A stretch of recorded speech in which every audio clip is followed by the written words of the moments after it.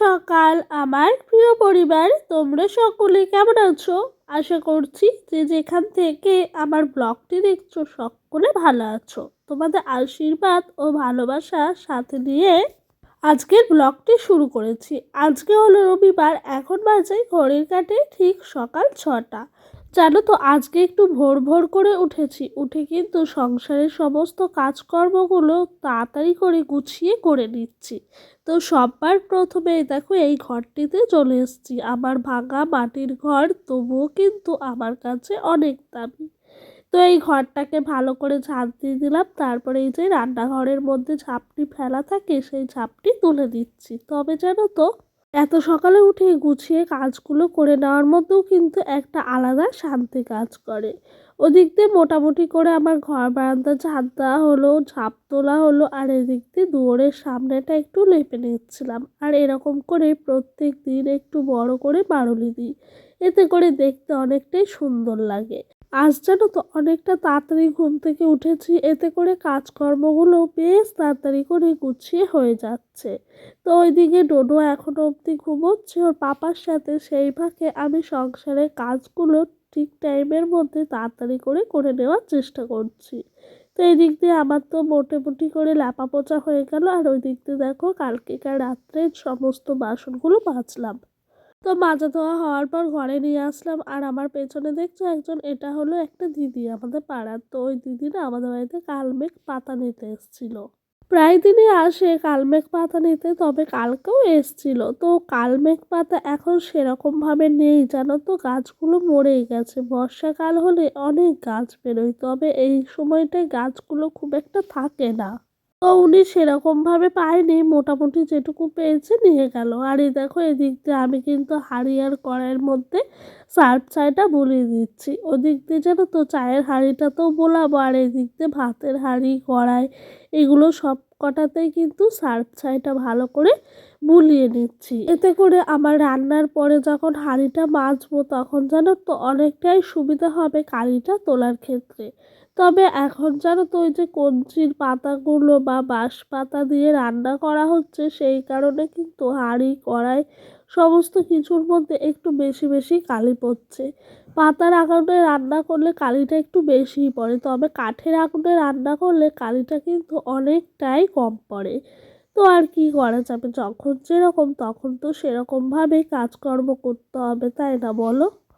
জানো তো কাঠের আগুনে রান্না করার পর যদি জল ঢেলে দেওয়া হয় গরম কড়াইয়ে, তখন দেখা যায় কালিগুলো পরপর করে উঠে যায়। তবে জানো তো পাতায় রান্না করলে কিন্তু হয় না।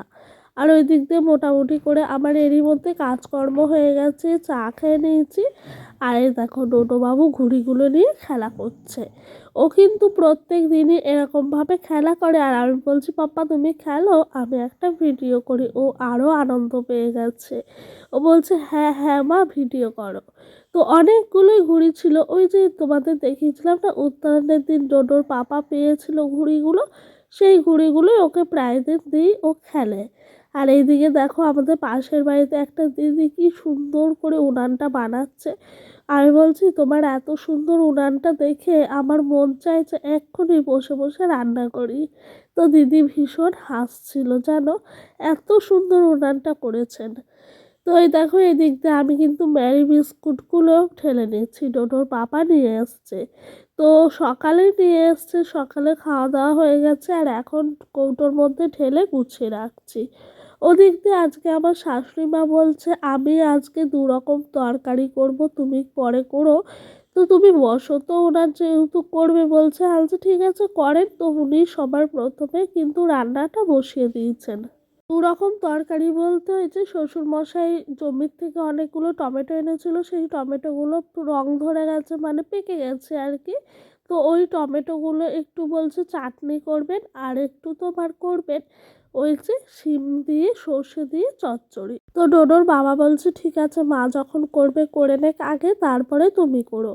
তো আমি বললাম ঠিক আছে। তো আমি জানো তো একটু দাঁড়িয়ে বসেছিলাম উনি যেহেতু করছেন। আর এই দেখো এদিক দিয়ে কাল শ্বশুরমশাই মাঠের থেকে বড় একটা ফুলকপি নিয়ে এসেছেন, তাই ভাবলাম এই বড় ফুলকপিটা আমি তরকারি করি। তো সেই জন্য ফুলকপিটাকে প্রথমে নিয়ে আসলাম, নিয়ে আসার পর দেখছি কত বড় কপি, দেখে ভীষণ ভাল লাগলো জানো। ভালো লাগলো বলতে কপিটা পুরো ফ্রেশ ছিল, টাটকা। দেখবে জমির টাটকা সবজি খেতে ভীষণ ভাল লাগে। তবে আমাকে আমার শ্বশুরমশাই বলেছেন যে ফুলকপির এই ডাঁটিগুলো আছে, এই ডাঁটিগুলো রেখে দেবা, চচ্চড়ি করব। তো সেই কারণে কিন্তু ডাঁটিগুলো রেখে দিচ্ছি। আর ওই দেখো খেয়াল করেছো বাটিটার মধ্যে ইট চাপা দিয়ে রেখেছি, কেন জানো তো? কারণ কালকেকার ভোলা মাছ 2 পিস রয়েছে। তবে ডোডোর পাপা হাত দিয়ে এঁঠো করে ফেলেছে, আমি তো ভোলা মাছ খাবো না, তাই ও বলছে ঠিক আছে ঘরে এক পাশে রেখে ইট চাপা দিয়ে দাও, পরে জায়গাটা লেপে দেবে। তা আমি ইটটা চাপিয়ে রেখে দিয়েছি। দেখো ভাত হয়ে গেছে, এখন বাজে বেলা 12টা 20। এখন আবার তরকারি বসিয়েছি, তো এটা হবে ফুলকপি দিয়ে আলু দিয়ে তরকারি। এই দেখো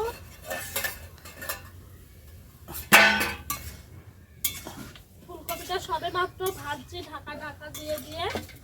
আর আজকে জ্বালানি দিচ্ছি হলো কঞ্চি, আর তার সাথে এগুলো বাঁশ পাতা, এই যে এরকম এগুলো দিয়ে আজকে রান্নাটা করব। জানো তো এই বাঁশ পাতাগুলো জ্বলছে তো ভালো কথা, তবে একসাথে অনেকটা করে দিতে হচ্ছে, না হলে উনান একটু পরপরই নেমে যাচ্ছে। আর এই বাঁশ পাতাগুলো রান্নার পর আমার গা হাত পা এত চুলকাচ্ছে কি বলবো। এগুলোর মধ্যে আমার মনে হয় চুলকানির মতো যে শুয়োগুলো থাকে সেগুলো মনে হয় আছে। তো আমি তো প্রথমে রান্না করে ওঠার পর চুলকে চুলকে পাগল হয়ে যাচ্ছি। তো আর কি করা যাবে বলো, এখন কাঠও সেরকমভাবে নেই, কিছুই নেই, তাহলে এই দিয়েই তো রান্নাটা করতে হবে, তাই না বলো? আর এই দেখো এই দিক দিয়ে আমার ফুলকপি আলুর ঝোলটা হয়ে গেছে। একটু বেশি করে ঝোলটা রেখেছি আজকে, কারণ বাড়ির সকলেই একটু ঝোল পছন্দ করে। তো আমাকে যেন সবসময় বলে যে ঝোল নাই, ঝোল রাখোনি, তবে যেন তো ডাল হলে একেবারে গা মাখা কপিটা করি। আমার ওই গা মাখা ফুলকপি খেতে ভীষণ ভাল লাগে। তবে করলে কি করব বল, ওই যে ঝোল ছাড়া খাওয়া হবে না, সেই কারণে একটু বেশি করে ঝোলটা দিলাম। মোটামুটি করে রান্না বান্না শেষ হয়ে গেছে, এরই মধ্যে ডোডোকে স্নান করিয়ে দিয়েছি, আর ওকে ঘরে ওর ঠাম্মার ফোনটা দিয়ে বসিয়ে রেখেছি।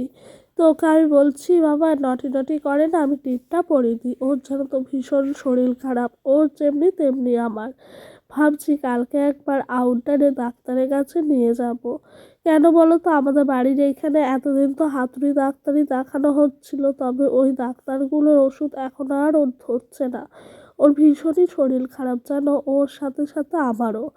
তো আমরা দুজনেই ভাবছি আউটডোরে গিয়ে 2 টাকা করে টিকিট কাটবো, কেটে ডাক্তারটা দেখিয়ে নেবো কালকে। তো ডোডোর পাপাকে এখনো অবধি আমি বলিনি, বলি ওর সাথে একটু পরামর্শ করি, তারপরে দেখি কি সিদ্ধান্ত নেওয়া যায়। তো দেখা যাক কি হয়। আর জানো তো ভীষণ আমার খারাপ লাগছে, আমার শরীর খারাপ হলে কোনো ব্যাপার না, তবে আমার ছেলেটার শরীরটা খারাপ হলে অনেকটাই কষ্ট হয়। এদিক দিয়ে দেখো রান্না বান্না মোটামুটি হয়ে গেছে, ওকে যেহেতু রেডি করে ঘরে বসিয়ে দিয়ে এসেছি একদম নিশ্চিন্তে। এদিক দিয়ে সোজা চলে এসেছি, ভাতটা হয়ে গেছে, হাতায় করে তুলে তুলে ডেচকিতে ভরে দিচ্ছি। কারণ রান্নার পর তো তোমরা সকলেই জানো আমি ডেচকিতে ভাতটা রেখে দিই, আর হাঁড়িটা কুয়োর পাড়ে নিয়ে গিয়ে ভিজোতে দিই।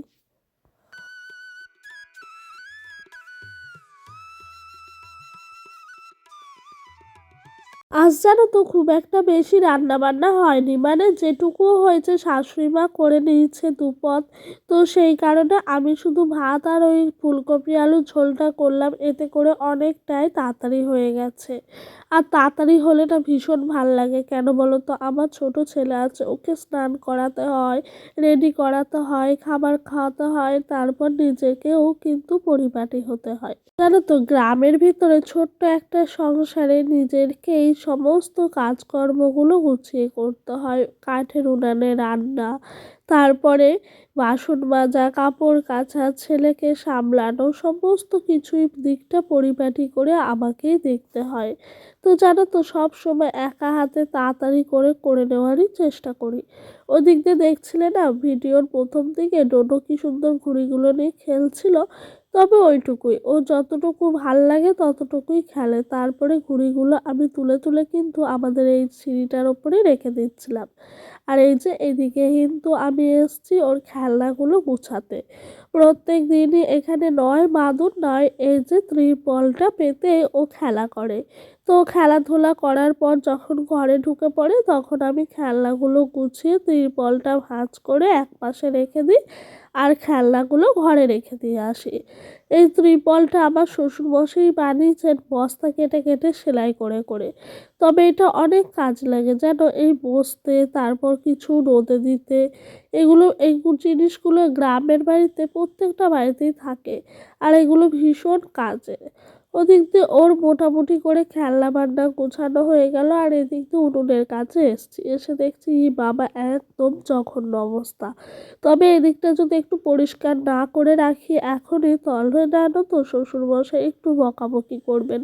কারণ কি বলো তো, উনি ওই পাতাগুলো নিয়ে এসে রাখেন তো তখন বলবে রান্নার পর একটু পরিষ্কারও করে রাখতে পারো না। এই সমস্ত কথা কিন্তু শুনতেই হবে জানো তো, শ্বশুরবাড়িতে যতই করো কারণ মন কখনো পাবে না। কাজে যদি তোমার একটুখানি কমতি থাকে সেটা নিয়ে হাজার কথা বলতে শুরু করবে, কিন্তু তাদের যদি কাজের কমতি থাকে তুমি কোনো কথা বলতে পারবে না কারণ তুমি বউ। এটাই হলো সমাজের নিয়ম। জানো, সারাদিন পরিশ্রমের পর যখন একটু ক্লান্তি অনুভব করি তখনই কিন্তু বাড়ির লোকদের কাছে শুনতে হয় আমি নাকি কুঁড়ে। যাই হোক, ওসব কথা আর মনে করে লাভ নাই, নিজেরটা নিজেকেই কষ্ট করে বুকে চাপা দিয়ে রাখতে হবে। ওদিক দিয়ে আবার উনানটা ল্যাপা হয়ে গেল আর এদিক দিয়ে এসছি কিছু কাচাকুচি করতে। তবে কাচাকুচি বলতে টোটোর পাপা দুটো গেঞ্জি ছিল, একটা ফুল হাতা আর একটা হাফ হাতা। ওই গেঞ্জিগুলো আর হলো তোমার ডোডোরই সমস্ত জামা ছিল ওগুলোই কিন্তু কাচাকুচি করতে এসছি। তবে এখন বেলা বাজে 2টো, ডোডোকে এখন অবধি খাওয়ানো হয়নি। এগুলো কাচা ধোয়া করব, করার পর সোজা চলে যাব ওকে খাওয়াতে। ওকে না খাওয়ানো অবধি আমার শান্তি নেই জানো তো। ছোট বাচ্চা, ওর ফুলকপি আলু ফেভারিট তরকারি, এই সমস্ত ফেভারিট জিনিসগুলো রান্না হলে খিদেটা যেন একটু তাড়াতাড়ি পেয়ে যায়। তো সেই জন্য আমিও আরও মজা করে করে তাড়াতাড়ি করে খাইয়ে দিই। দেখবে যখন বাচ্চা বেশ ভালোভাবে তাড়াতাড়ি করে খাবারটা খেয়ে নেয় তখন এত শান্তি হয় লাগে কি বলবো তোমাদেরকে, বলে বোঝানোর মতো নয়। চলো জামা কাপড়গুলো কাচতে কাচতে তোমাদের সুন্দর সুন্দর কমেন্টের উত্তর দিই। তো বিশু চ্যানেল থেকে আমাকে বনু বলেছেন যে আমি আমার ফোন থেকে তোমার ভিডিওটা দেখি। আচ্ছা, তোমার নামটা কি অবশ্যই জানিস যে ও বনু, তাহলে আমি কমেন্টটা পড়তে ভীষণ সুবিধা হবে। আর তোমার কমেন্টটা পেয়েও অনেকটাই ভাল লাগলো। এদিক দিয়ে আমি দুপুরের খাওয়া দাওয়া করতে এসেছি, শুধু ফুলকপি আলুর তরকারি নিয়েছি আর কিচ্ছু নিইনি, আমার মুখে কোনো রুচি নাই, ভাল লাগছে না সেই জন্য। তারপরে পরবর্তী কমেন্ট করেছে অসীমা দিদি ভাই, পিউ তুমি একটা ডক্টর দেখিয়ে নিও, এখন সবারই খুব জ্বর হচ্ছে। হ্যাঁ গো, ডাক্তার দেখাতে হবে, দেখি আউটডোরেই যাব। এখন জানো তো খুব একটা হাতে টাকার পয়সা নেই, টানাটানি চলছে, সেই জন্য আউটডোরেই 2 টাকা টিকিট দিয়ে ডাক্তারটা দেখিয়ে নেব। আর এই দেখো এদিক দিয়ে দুপুরে খেতে বসেছি, জানো খেতে বসেছিলাম অনেকটা ভাত দিয়েই, তবে অতটা ভাত আমি খেতে পারিনি, জ্বরের মুখ ছিল তো সেই কারণে। তো বন্ধুরা চলো খেতে খেতে আজকের মতো এখানে বিদায় নিচ্ছি। তোমরা সকলে ভালো থাকবে, সুস্থ থাকবে, নিজেদের শরীরের খেয়াল রাখবে এবং অপরকে ভালো রাখবে। তো বন্ধুরা আজকের মতো এখানেই শেষ করলাম। দেখা হবে আবারও একটা নতুন দিনের সাথে, নতুন একটা ব্লগের সাথে। আর হ্যাঁ, যারা নতুন বন্ধু আছো তারা অবশ্যই আমার পাশে থাকবে, আর যারা পুরনো বন্ধু আছো তারা তো সব সময় পাশে থাকার চেষ্টা করবে। তো বন্ধুরা, বাই।